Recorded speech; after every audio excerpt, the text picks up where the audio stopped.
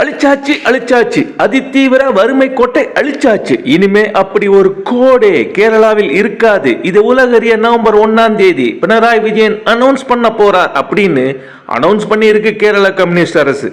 இந்தியாவின் முதல் மாநிலமா இந்த கோட்டை இவங்க தான் அழிக்க போறாங்களா? இல்ல அழிச்சிட்டாங்களாம். அதர் மாநில CM shame shame puppy shame. அது சரி, இந்த கோட்டையும் அதுக்கு கீழே இருக்கிற மக்களையும் எப்படி கண்டுபிடிச்சாங்களாம்?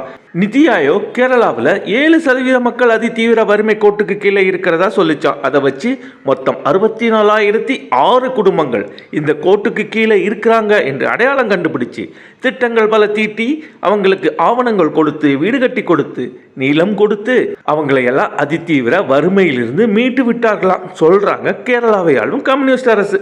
ஆனால் அவங்கெல்லாம் இப்போ எந்த கோட்டுக்கு கீழே இருக்காங்கன்னு மட்டும் சொல்லவே இல்லை. அது சரி, அடுத்த வருஷம் கேரளா தேர்தலை சந்திக்க போகுது. கேரள மாடல் அரசு இப்படியெல்லாம் சொல்லித்தான் ஆகணும். நம்ம மாநில தேர்தலும் வருது. எங்கள் மாநிலத்தில் வறுமை கோடே இல்லை, ஏழைகளே இல்லைன்னு சொன்னாலும் சொல்லும் நம்ம விடியல் திராவிட மாடல் அரசு.